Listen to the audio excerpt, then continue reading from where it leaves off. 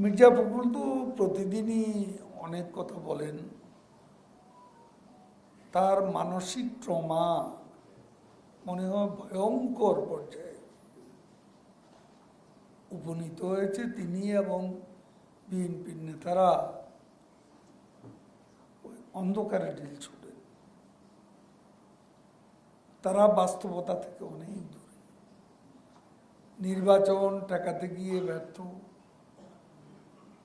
গণ অভ্যুত্থান করে সরকার হটানোর আন্দোলনে ব্যর্থ। এখন তাদের এদিকও নেই ওদিকও নেই। বন্ধুরাও আগের মতো এসে তাদেরকে উৎসাহিত করে না। আগে তো সকালে ঘুম থেকে উঠেই মার্কিন দূতাবাসে গিয়ে হাজির হতেন নাস্তা করার আগে, সেখানেই নাস্তা করতেন।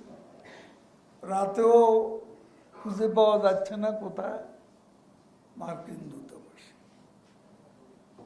সেখানে বিদেশি বন্ধুরা তাদের ক্ষমতায় বসবে, সেই স্বপ্নের কর্পূরও উবে গেছে। শীর্ষের অনুভূতি থেকে মুক্তি দেয় মাত্র 30 সেকেন্ডে। Pepsodent sensitive expert.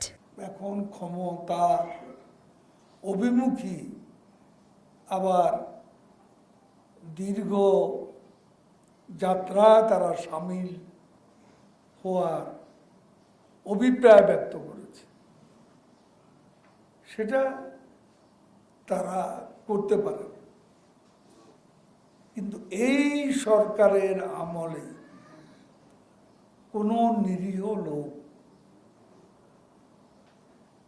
কোনো প্রকার হয়রানি, জেল জুলুমের মুখোমুখি হয়নি। আমি কিছুদিন আগে দেখলাম চাঁপাইনবাবগঞ্জে তাদের স্বেচ্ছাসেবক দলের এক নেতা অস্ত্রসহ আটক হয়েছে। জানা গেল সে অস্ত্র ব্যবসায়ী। আর ফখরুল ইসলাম আলমগীর তার পক্ষে একটা বিরাট বিবৃতি দিয়ে বসলেন। দেখুন, খুনিদের পক্ষে, সন্ত্রাসের পক্ষে, অস্ত্র ব্যবসার পক্ষে বিএনপির ক্ষমতায় থাকা যে প্র্যাকটিস, সে প্র্যাকটিস তারা এখনো করে যাচ্ছে।